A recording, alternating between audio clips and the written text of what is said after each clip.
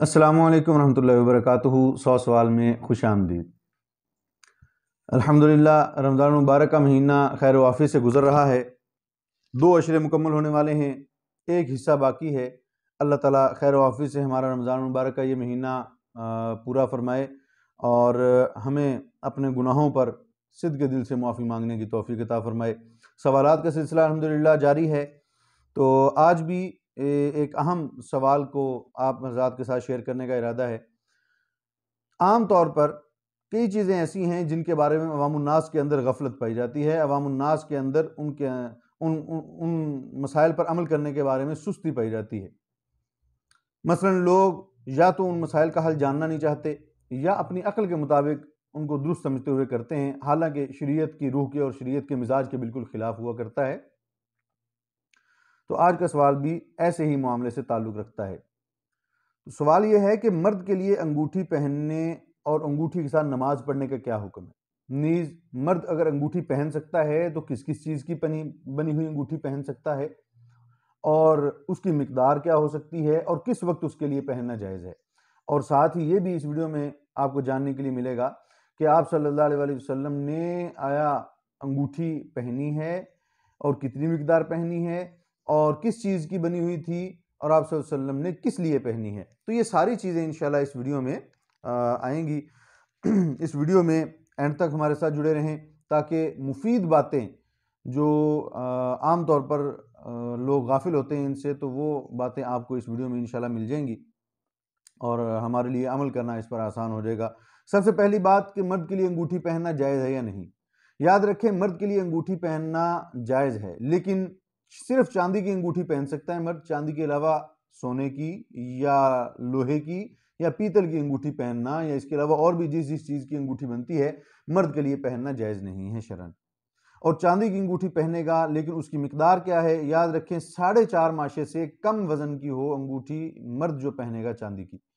عورت کے لیے اس کی کوئی مقدار نہیں ہے، البتہ مرد کے لیے 4.5 ماشے سے کم کی مقدار متعین ہے۔ آپ صلی اللہ علیہ وسلم کے لیے بھی چاندی کی انگوٹھی ایک بنائی گئی تھی جس پر آپ صلی اللہ علیہ وسلم کی مہر مبارک ثبت تھی۔ آپ صلی اللہ علیہ وسلم جب اپنے والا نامے، اپنے خطوط مبارک جب دوسرے بادشاہوں کو ارسال فرماتے تھے تو خط تحریر کروا لینے کے بعد آپ صلی اللہ علیہ وسلم آخر میں اپنی انگوٹھی کی مہر ثبت فرمایا کرتے تھے۔ تو آپ صلی اللہ علیہ وسلم نے اس لیے وہ انگوٹھی بنوائی ہوئی تھی، لہذا آپ صلی اللہ علیہ وسلم کی انگوٹھی 4.5 ماشے سے کم تھی اور آپ صلی اللہ علیہ وسلم اس کو استعمال فرمایا کرتے تھے مہر لگانے کے لیے۔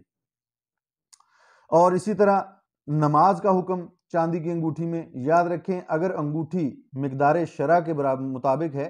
تو اس میں نماز پڑھنا درست ہے، لیکن اس میں ایک بات کا خیال رکھا جائے، بسا اوقات انگوٹھی پہن جاتی ہے اور انگوٹھی انگلی کے اندر بہت سختی سے پہن ہوتی ہے اور بہت ٹائٹ ہو جاتی ہے، جس کی وجہ سے وضو یا غسل کرتے ہوئے انگوٹھی کے نیچے پانی نہیں پہنچ پاتا اور انگوٹھی کے نیچے کا حصہ وہ خشک رہ جاتا ہے، تر نہیں ہو پاتا۔ حالانکہ وضو میں اور غسل میں جسم کو تر کرنا ضروری ہے اور ہاتھوں کو دھونا اچھی طرح ان کو تر کرنا ضروری ہے۔ تو جب اس میں کمی رہ جائے گی تو نہ اس سے وضو درست ہوگا اور نہ ہی غسل مکمل ہو پائے گا، آدمی ناپاک رہے گا غسل واجب ہونے کی صورت میں، اور وضو کرنے کی صورت میں جب وضو ہی مکمل نہ ہوا تو وہ عبادتیں جن کا تعلق وضو کے درست ہونے کے ساتھ ہے وہ عبادتیں بھی درست نہ ہوں گی، جیسے نماز پڑھنا، یہ بغیر وضو کے درستی ہی نہیں ہے عبادت کسی صورت میں بھی۔ اور اسی طرح قرآن کی تلاوت کرنا، قرآن کو اٹھانا، چومنا، بوسہ دینا، چھونا، یہ ساری کی ساری چیزیں ان کے لیے وضو ضروری ہے، تو وضو نہیں ہو پائے گا۔ تو اس لیے جن لوگوں نے چاندی کی انگوٹھی 4.5 ماشے سے کم کی استعمال کی ہوئی ہے ان کو چاہیے کہ وہ اس انگوٹھی کو جب وضو یا غسل کریں یا تو اتار لیا کریں تاکہ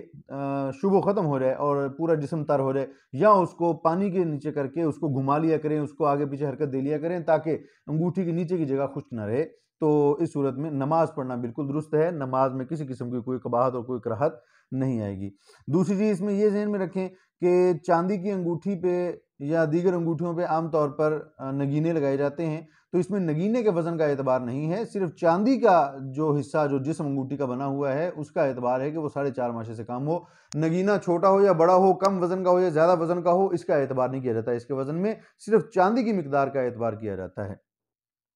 اور اس میں ایک بات یہ بھی ذہن میں رکھیں کہ عام طور پر لوگ چاندی کی انگوٹھی استعمال کرتے ہیں اور اس میں پتھر مختلف قسم کے استعمال کرتے ہیں، مختلف قسم کے نام ہیں ان کے۔ ان پتھروں میں سے ایک پتھر فیروزہ ہے۔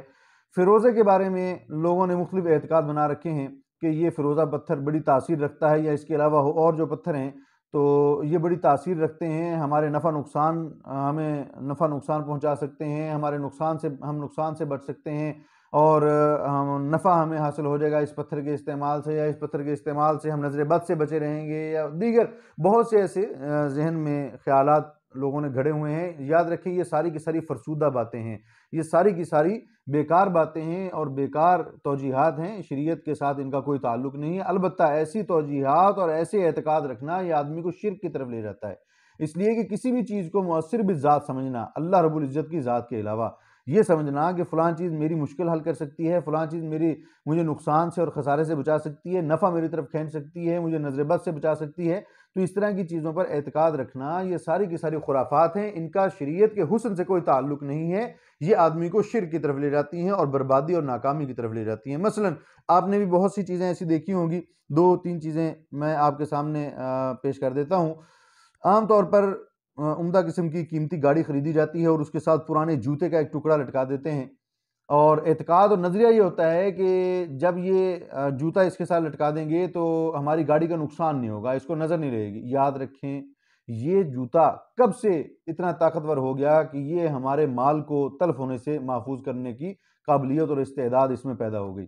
یہ ہماری عقل کی کمی ہے، ہمارے عقل کا نقص ہے، وگرنہ جوتے کے اندر ایسی کوئی کرامت اور ایسا کوئی کمال نہیں ہے جو ہماری گاڑی کو نظر بد سے بچا سکے یا ہماری گاڑی کو حادثے سے محفوظ رکھ سکے۔ اگر اس اعتقاد کے ساتھ آپ نے گاڑی کو جوتا پہنانا ہے تو آپ کی زندگی اور آپ کی جان یہ گاڑی سے کہیں زیادہ قیمتی ہے،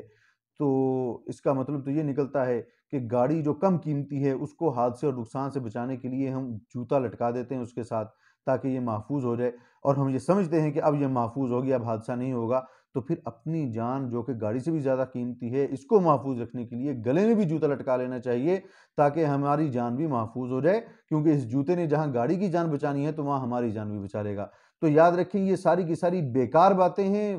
بیہودہ خیالات ہیں اور بیہودہ توجیہات ہیں جو من گھڑت لوگوں نے دین کے اندر اضافے کر کر کے شامل کر دی ہیں، ان کا شریعت سے کوئی تعلق نہیں ہے، ان کے اوپر اعتقاد رکھنا یہ آدمی کو خسارے اور نقصان کی طرف لے جاتا ہے۔ اور اسی طرح نیا گھر تعمیر کرتے ہیں، بہترین اس کو رنگ کرتے ہیں اور بہترین اس میں تزئین و آرائش کرتے ہیں، اور آخر میں بالکل اس کے اوپر جا کر ایک سیاہ رنگ کی دیگچی پرانی وہ رکھ دیتے ہیں تاکہ ہمارا گھر جو ہے وہ اس سیاہ رنگ کی دیگچی کی وجہ سے آفات سے محفوظ رہے۔ تو یاد رکھیں یہ آفات سے محفوظ رکھنے کی طاقت نہیں رکھتا، مؤثر بھی ذات نہیں ہے۔ ہمیں مشکلات میں ہمارا ساتھ دینے والی، ہماری مشکلیں دور کرنے والا، ہمارے حاجتیں پوری کرنے والا، ہماری بیماری دور کرنے والا، ہمیں تندرستی عطا کرنے والا اور ہمیں خوشی دینے والا، غمی دینے والا، عزت دینے والا، ذلت دینے والا اور ہماری ہر طرح کی ضرورتوں کو پورا کرنے والا، لب پر ہم ابھی ہونٹوں پر اپنی ضرورت کو لاتے نہیں ہیں، ہمارے دل کے اندر اس ضرورت موجود ہوتی ہے، وہ عرضی اور آرزو موجود ہوتی ہے، اس کو جان لینے والا وہ صرف اور صرف اللہ رب العزت ہے۔ اللہ رب العزت سے ہی مانگا جائے، اللہ رب العزت سے ہی کاموں کے بننے کا اعتقاد رکھا جائے، کوئی تکلیف آ جائے تو اس پہ انا للہ و انا الیہ راجعون پڑھا جائے اور اللہ رب العزت پر بھروسہ کیا جائے، کوئی راحت مل جائے تو اس پہ بھی الحمدللہ کہا جائے کہ یہ اب اللہ رب العزت کی طرف سے آئی ہے، کسی پتھر نے، کسی جوتے نے، کسی پیر نے، کسی ولی نے، کسی فقیر نے یہ ہمیں راحت نہیں پہنچائی اور نہ ہی ہمیں یہ تکلیف پہنچائی ہے۔ تو یہ اللہ رب العزت کے ساتھ ہر چیز جوڑنی چاہیے، تکلیف ہو تو اسی کی طرف سے ہے، راحت ہے تو اسی کی طرف سے ہے، ہمیں عزت ہے تو وہی دیتا ہے، ذلت ہے تو وہی دیتا ہے، رزق تنگ کرتا ہے تو وہی کرتا ہے، رزق وافر کرتا ہے تو وہی کرتا ہے، غربت، امیری، یہ ساری کی ساری چیزیں یہ اللہ رب العزت کی طرف سے ہی ہیں۔